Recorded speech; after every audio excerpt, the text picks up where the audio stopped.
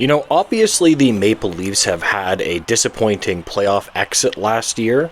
And there's no doubt about that. There's a lot of fans that are going to point to that and say, why are we re-signing Mitch Marner? Why are we re-signing Mitch Marner? I have been an advocate of saying, at the end of the day, you just got to do it unless you have a better plan to win, right?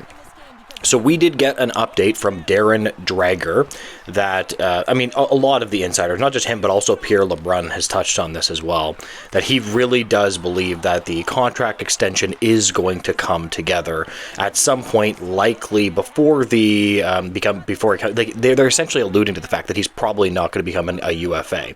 Now, I have predicted that I think that it's going to happen in season, much the same that William Nylander's contract did, for the reason, I always keep an eye on what the insiders are saying, and when they're starting to all allude to it's coming together, that is pretty promising for getting the contract done in season. I'm pretty sure William Nylander signed it in season. It was about a little bit over halfway through. I can't remember exactly what month it was, but they did re-sign him. Now, with William Nylander, he is absolutely worth that amount of money. The guy's on pace for 55 goals.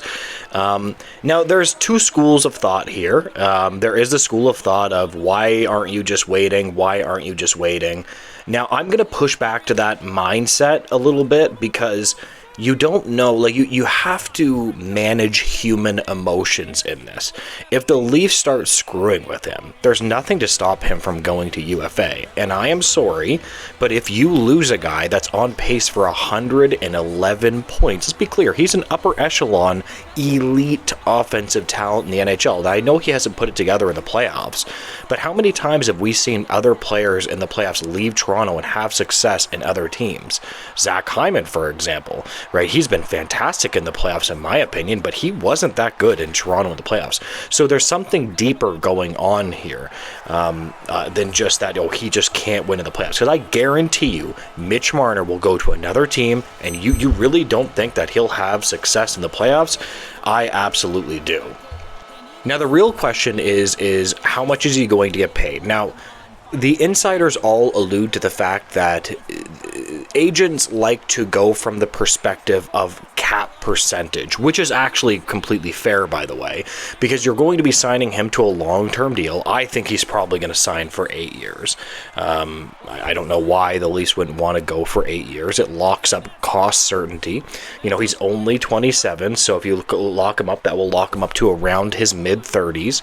He's a smaller, skilled player. He'll probably be able to perform pretty well into his 30s, much like, guys like Tavares and Stamkos will. You're still going to get a good performance, albeit in the later part of his prime. But the real question is what is the dollar total, and can the Leafs afford it? Now, of course, they could do it. The AAV is starting to concern me a little bit, but if you actually look over the cap percentage into the future, because the cap is going to go up, it's completely fair for the agent and the player to look at the cap going up. But here's the thing, even if you get him at a certain dollar amount, you're still going to get the benefit of the cap going up and up and up and up and up, 3, 4, 5, 6 years into the future, which is going to be good for the Maple Leafs, in my opinion, right? That's why you want to sign him to 8 years. Now, again, I understand the criticism of signing Mitch Marner. You look at his playoff stats, and he hasn't been the same player in the regular season or the playoffs. You could say that for a lot of the Leafs stars. William Nylander has been, I think, above average, but he hasn't been a stud either, although he's probably been the best of all of them, scoring clutch goals and whatnot. But it's a fair argument that people make. Now, when I debate this with people, it's always, how can I say this? It's always like that. They'll make a fair point, and then I make this point to them.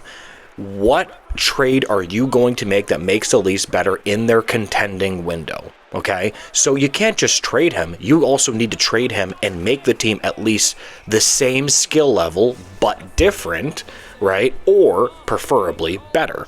What trade is going to do that? Now, yes, you could point to that Matthew Tkachuk going to Florida Panthers. That's a read, but is that trade out there? Probably not, right? So you're literally going to give away 110, 100, well, he's never broken 100 points, I get that. But you're literally going to give up a 100-plus point player. He's probably going to hit 100 points unless he gets injured this year, For what? Some picks and maybe a decent player. You change the look of your team. Can you imagine with Matthews being injured if we didn't have Mitch Marner performing? I mean, this guy scored a hattie last night. He looked unbelievable last night. Like these, you just have to pinch your nose and you have to sign him, in my opinion. Now, if you have a different opinion on this, please drop it down low. I have no problem debating this, but I don't know. I really do think the Maple Leafs should just re-sign Mitch Marner. I'm starting to settle into that very comfortably.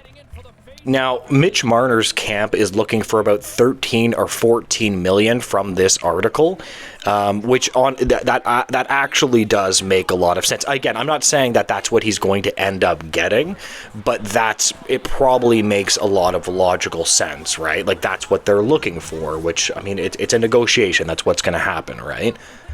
Now, William Nylander got 11.5, right? So, what I would do is I would start around there. So you look at it 11.5 to 14, something like that, and then you're going to probably want to select some kind of middle ground around there. But the starting point is going to be 11.5. He's not going to take 11.5. I'm just saying that's a starting point, right?